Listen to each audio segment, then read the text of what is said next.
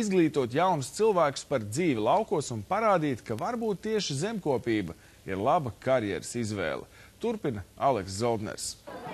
Parādīt pilsētas bērniem, jauniešiem un studentiem, kā grauds kļūst par maizes kukuli, kā piens nokļūst līdz tetrapakai veikalā, kādi dzīvnieki ir laukos, kā tos kopt, kā tīrīt zivis, ar kādu tehniku apstrādā laukus.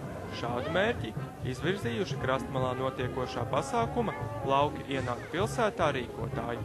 Graudiņi, lai viņus varētu izmantot tālāk maizītes cepšanai un pankūku cepšanai, viņi ir jātīra, ja? Pasākumu organizē Zemkopības ministrija, lauksaimnieku organizācijas, Rīgas doma un lauksaimniecības komerc uzņēmumi.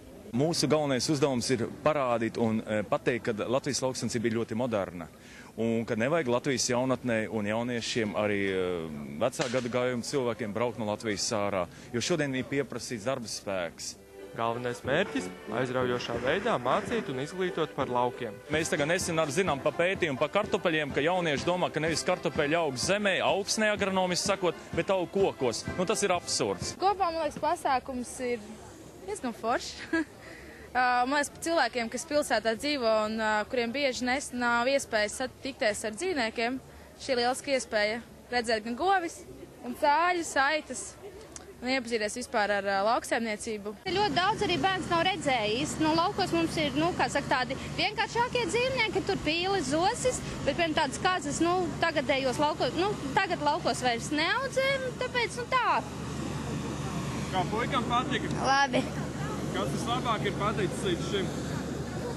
Govu skatīties. Jaunos apmeklētājus visvairāk interesēja lauksaimniecības tehnika, dzīvnieki, kā arī dažādās atrakcijas. Aleksis Zoldners, Raids Valters, LNT. Savukārt Lauris Lisbovskis ir studijā ar šīs dienas sporta.